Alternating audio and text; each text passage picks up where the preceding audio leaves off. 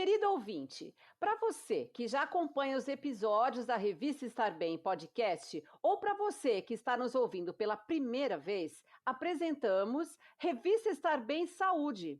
São episódios dedicados exclusivamente ao seu bem-estar com saúde. Eu quero ver o seu bem-estar. Eu quero ver o seu bem-estar. Comportamento, saúde e equilíbrio. Tudo isso e muito mais. Tudo pra você viver zen. Revista Estar Bem. Tudo pra você ir além. Revista Estar Bem.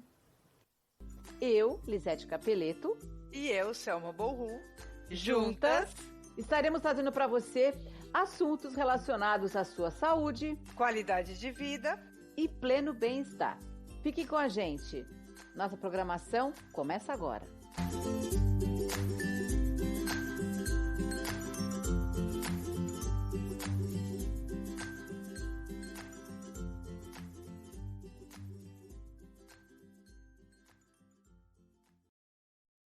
Um estudo realizado em conjunto pelo Instituto Locomotiva e a Semana da Acessibilidade Surda no segundo semestre de 2019 revela a existência no Brasil de 10.700.000 pessoas com deficiência auditiva. Desse total, 2.300.000 pessoas têm deficiência severa. A surdez atinge 54% de homens e 46% de mulheres. A predominância é na faixa etária de 60 anos de idade ou mais. 9% das pessoas com deficiência auditiva nasceram com essa condição e 91% adquiriram ao longo da vida, sendo que a metade foi antes dos 50 anos de idade. Para falar mais sobre esse assunto, nós convidamos a doutora Regina Célia Tavares, fonoaudióloga, responsável pela Ouvire Aparelhos Auditivos. Tudo bem, doutora? Tudo bem, tudo certinho. Primeiramente, gostaria que a senhora passasse para o nosso ouvinte um paralelo de como anda o sistema auditivo mundial. Bem, a gente nunca viu os jovens, né, como hoje, tanto jovens como a população adulta mesmo, usar tanto o fone, né, de ouvido. Isso prejudica bastante o nosso sistema auditivo.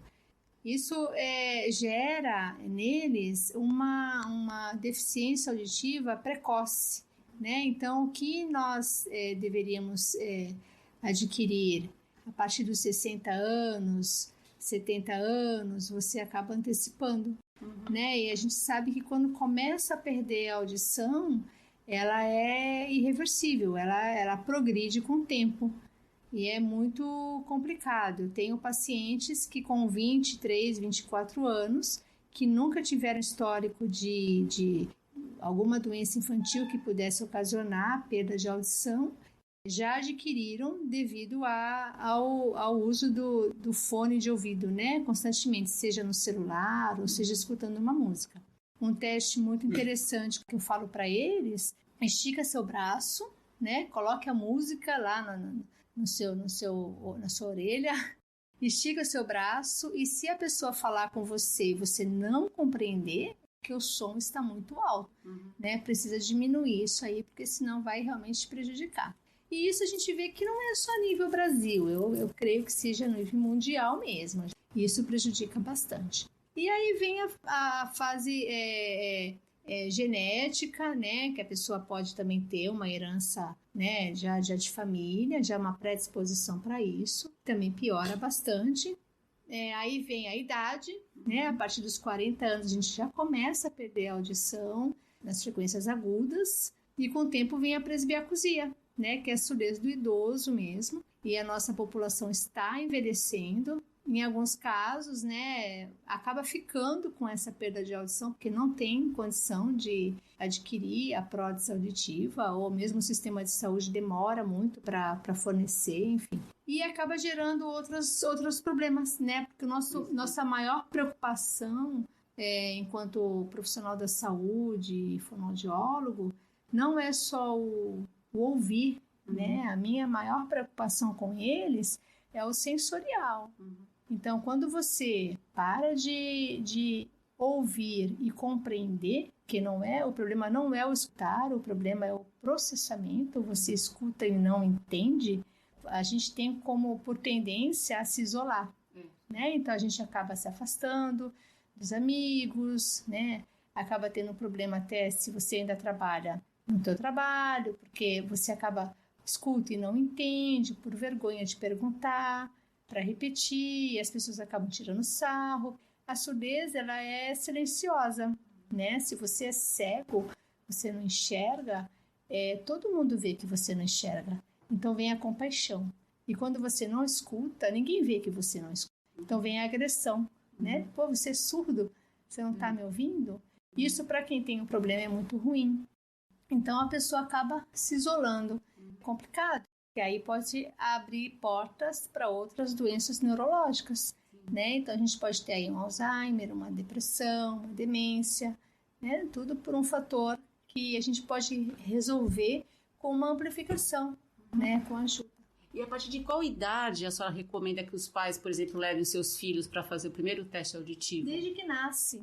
Desde que nasce tem o teste da orelhinha nos hospitais e ali já se detecta. Se tiver qualquer problema, esse teste já vai detectar. Aí, conforme a criança vai crescendo, a fase escolar, né? Se tiver qualquer problema na escola, problema de professor, sempre tem que estar atento para ver se a criança está conseguindo prestar atenção, se ela não fica vendo muito o que os amiguinhos estão fazendo numa educação física e depois repetir. Então, também é um fator muito importante, né? A observação dos professores, dos educadores, para poder detectar qualquer problema precoce. Quanto antes a gente conseguir resolver isso, sanar, é muito melhor e mais fácil, porque é saúde, né? Saúde auditiva é muito importante. E um dos principais exames que a senhora executa é a audiometria, né? O que seria a audiometria? Como é que ela é feita? A audiometria, ela detecta em quais frequências que você escuta, né? Não é entender, é escutar, e o limiar delas. Então, o nosso ouvido, a audição normal da gente é até 25 decibéis. Então, eu posso escutar em 5, em 10, em 15, em 20, até 25 decibéis é uma audição normal, seja em frequências graves ou frequências agudas. Abaixo disso, né, acima disso, melhor, de 30 decibéis até 120, a gente já considera uma perda de audição. E vamos classificando em grau. Então, até 25 é uma audição normal, de 30 a 40 decibéis é uma perda leve, de 45 a 70 uma perda moderada, 75 a 90 severa e até 120 dB uma perda profunda. 20 decibéis e a pessoa não responder, não escutar o apito, nós chamamos de anacusia. Então, é porque não tem resíduo auditivo. E aí a gente já não se pensa em prótese auditiva, mas sim, de repente, no implante coclear, né? Aí precisa de uma avaliação médica, algo mais assim, específico. Eu ia perguntar para a senhora se todo mundo podia usar o aparelho, então, de acordo com a perda auditiva da pessoa. Então, as mais profundas, quando não é possível, é encaminhada à cirurgia, alguma outra coisa, né? Se você faz uma audiometria, você não tem resíduo auditivo em nenhuma frequência, não tem por que colocar um aparelho. Você já tem que encaminhar para um especialista para ver se existe a possibilidade do implante coclear. Né? E o que eu queria que você explicasse também para o nosso ouvinte é que às vezes esse aparelho que é comprado pronto, único para todo mundo, às vezes não funciona para todo mundo, não é isso? Porque cada pessoa... Não, né? Esse aparelho não existe. Primeiro que não é um aparelho auditivo, é um amplificador de som. Então é a mesma coisa que eu ir na banca e comprar um óculos, né? Aquele óculos que você vai no oftalmo, que ele vê o seu grau, aí você vai na ótica, ela mede até ali o tamanho direitinho para poder colocar a lente perfeita em você, e você chega numa banca e compra um óculos.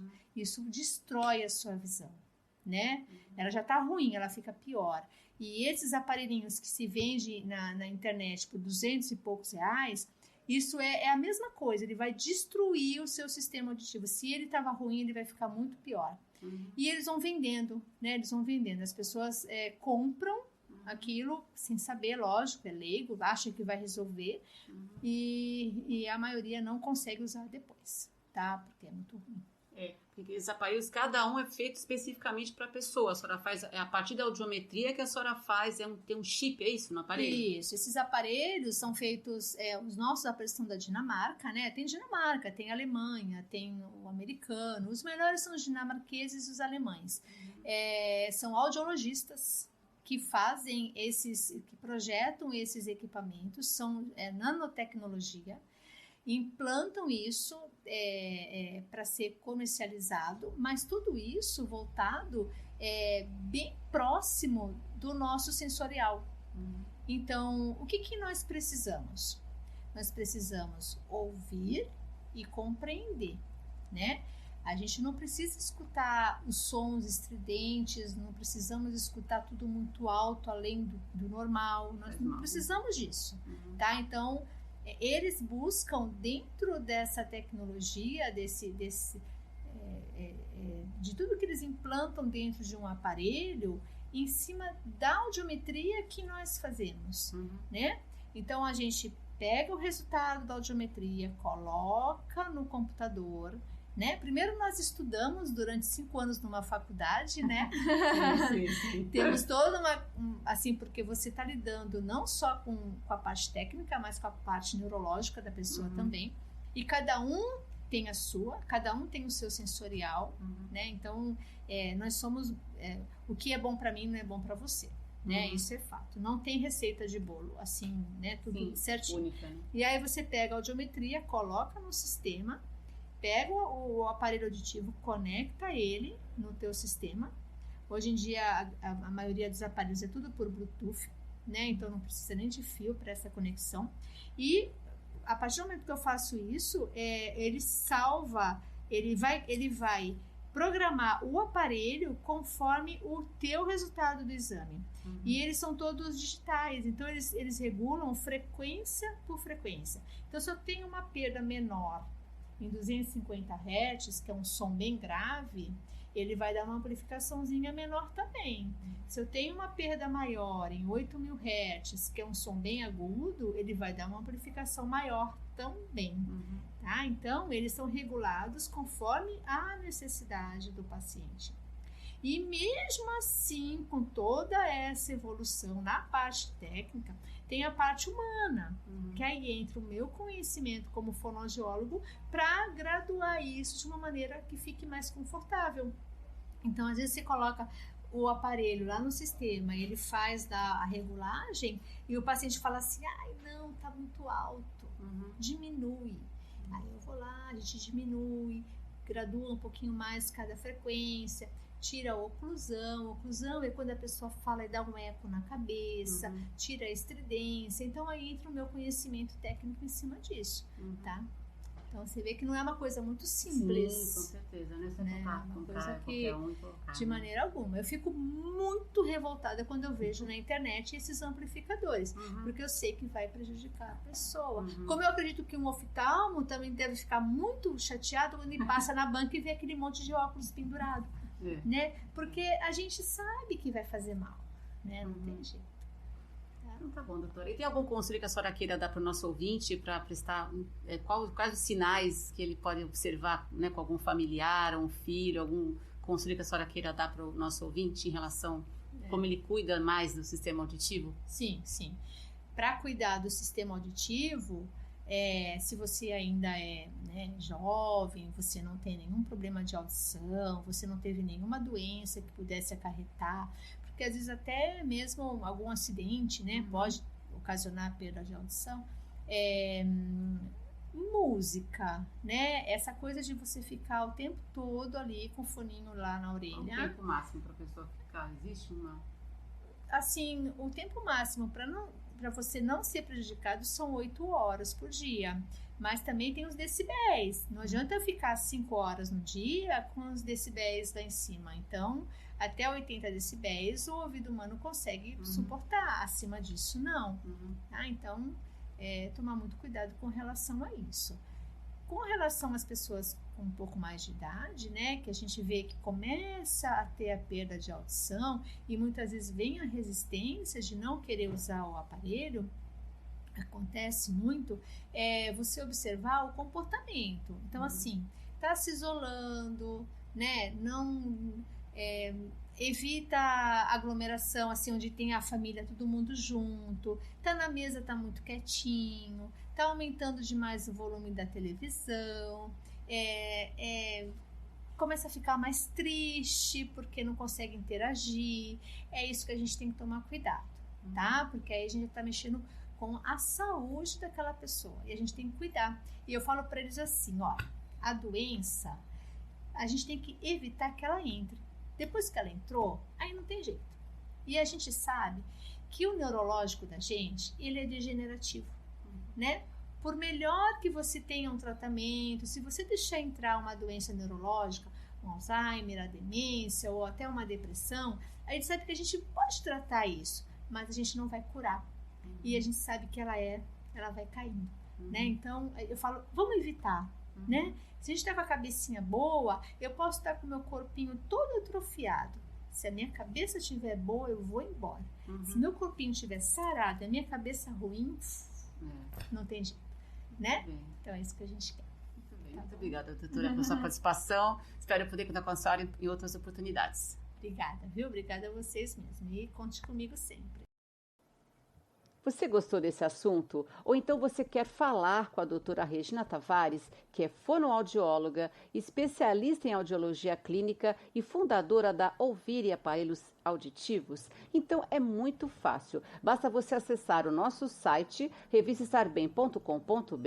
Lá no link contato você envia a sua dúvida, a sua pergunta, a sua sugestão. Ou então você clica na aba Colaboradores. Lá você vai encontrar o contato da doutora Regina para que você possa falar com ela diretamente. Você tem também as nossas redes sociais, a nossa fanpage no Facebook, a nossa página no Instagram e o nosso canal no YouTube. Nós vamos ficar muito felizes em contar com a sua participação. E esperamos contar com você, com a sua companhia em nossos próximos episódios. Fique com Deus, um grande beijo e até lá!